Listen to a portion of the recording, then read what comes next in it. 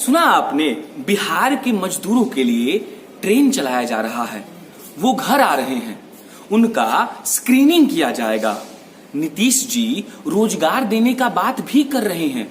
क्या खबर है ना, मजा आ गया। लेकिन सुनिए नीतीश जी, सुशील मोदी जी, आप भी थोड़ा ध्यान देंगे तो बढ़िया रहेगा। इस बार मजदूरों से वादा कर दीजिए कि अब की तुमको घर छोड़कर जाना नहीं पड़ेगा।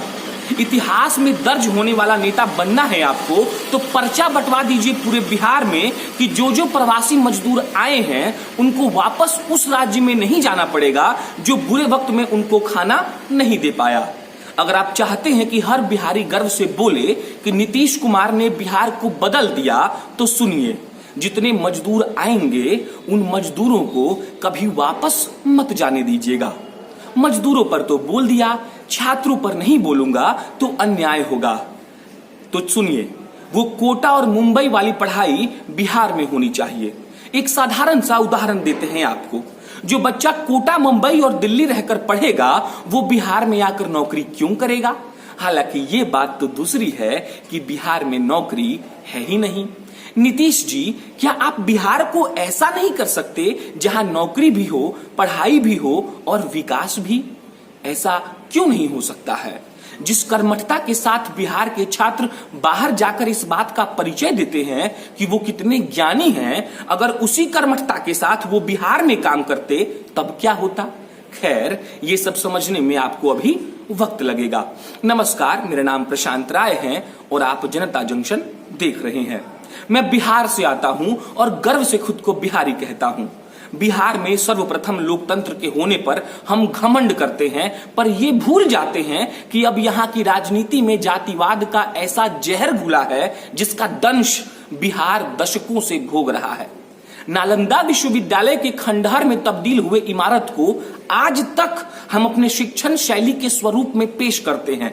चाणक्य ने बिहार में विश्वविख्यात मौर्य समाज की स्थापना करवाई, पर हमारे यहाँ पलायन का दर सर्वाधिक है। इससे हमें कोई लेना देना नहीं है।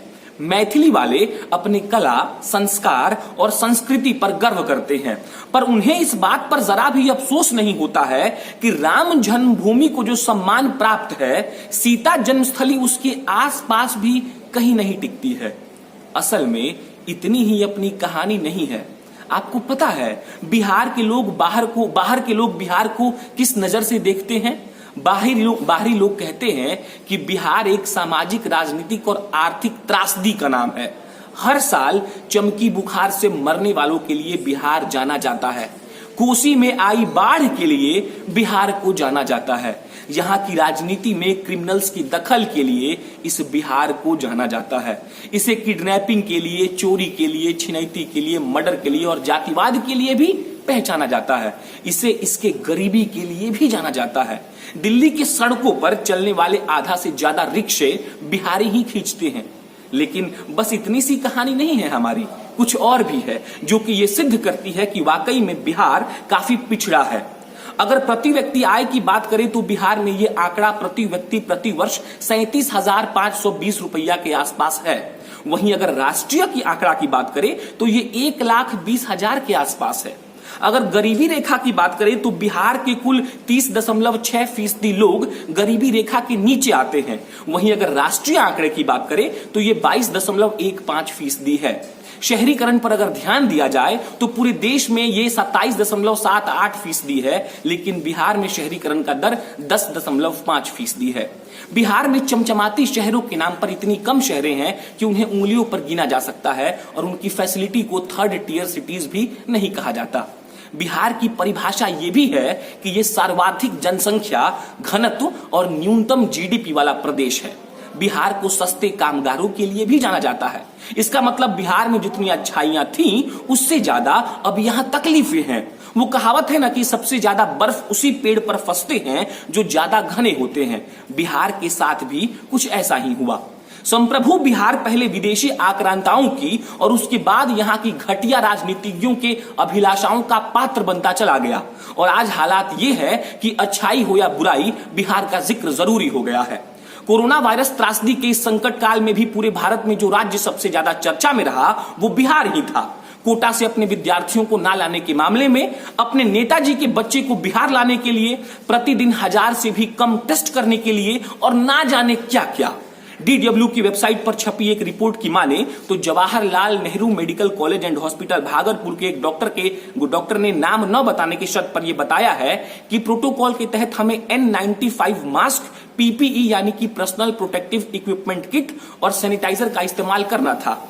लेकिन हमारा तंत्र इतना लाचार है कि हमें HIV किट यूज करना पड़ रहा है और हम 8 घंटे के अंतराल में सिर्फ 1 या 2 जोड़ी ग्लव्स हमें दिए जा रहे हैं, जो कि बेहद ही भयावह है।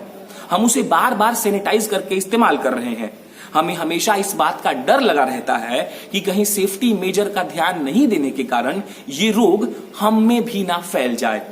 बिहार के डॉक्टर हर दिन अपनी जान पर खेलकर कोरोना के मरीजों का इलाज कर रहे हैं। वहीं बिहार के सबसे बड़े अस्पताल Patna medical college and hospital यानी कि PMCH में कोविड-19 के इलाज के लिए पर्याप्त बेड ही नहीं है, और अगर लक्षणात्मक मरीजों के लिए कोई वार्ड की चर्चा करें तो वो भी नहीं है। प्रदेश की राजधानी पटना और बिहार के सबसे बड़े अस्पताल की हालत इस बात की ओर इशारा करती है कि बिहार का स्वास्थ्य व्यवस्था कितना दुरुस्त है और बिहार इस महामारी से लड़ने के लिए कितना सक्षम है। टेस्टिंग लैब की कमी भी बिहार के लिए चिंता का सबब है और इसके चलते डॉक्टरों पर एक तरीके से प्रेशर बढ़ रहा है। कोई राष्ट्रीय सहयोग का ना मिलना भी बिहार के लिए चिंता का विषय है।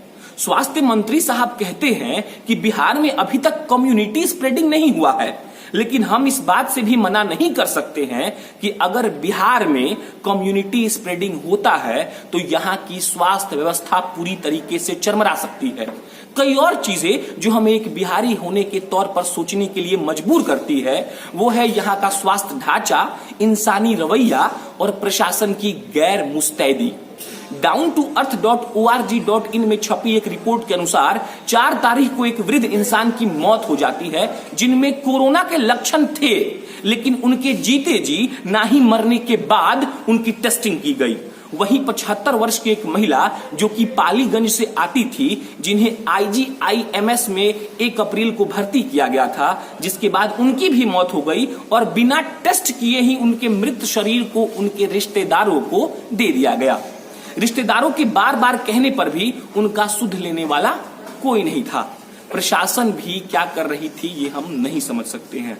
मेरे एक सहयोगी नालंदा से आते हैं और उन्होंने ये कहा है कि नालंदा में अभी 4-5 दिन पहले ही केस आया है, जबकि उसे ऑरेंज जोन में डाल दिया गया है। हालांकि हम उस पर एक विस्तृत रिपोर्ट करेंगे, लेकिन आपको ये याद रखना होगा कि नालंदा की बाजारें अभी भी गुलजार है। अब अंतिम खबर सुन लीजिए। बिहार के प्रत्यय अमृत साहब, जिनको ये जिम्मा दिया गया है कि राज्य के बाहर फंसे मजदूरों को वापस लाना है, उन साहब ने कल प्रेस कॉन्फ्रेंस किया। साहब ने कहा कि जो मजदूर ट्रेन में बैठकर आएंगे उनका पैसा वो खुद देंगे, जबकि रेलवे ने ये साफ साफ कहा है कि हम पैसा राज्य सरकारों से लेंगे।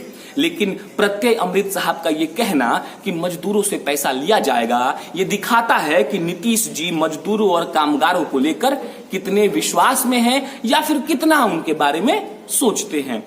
बाकी ये बिहार है, यहाँ जो होना होता है वो होकर रहता है। अब कल मिलेंगे। कल का वीडियो नियोजित शिक्षकों पर होगा।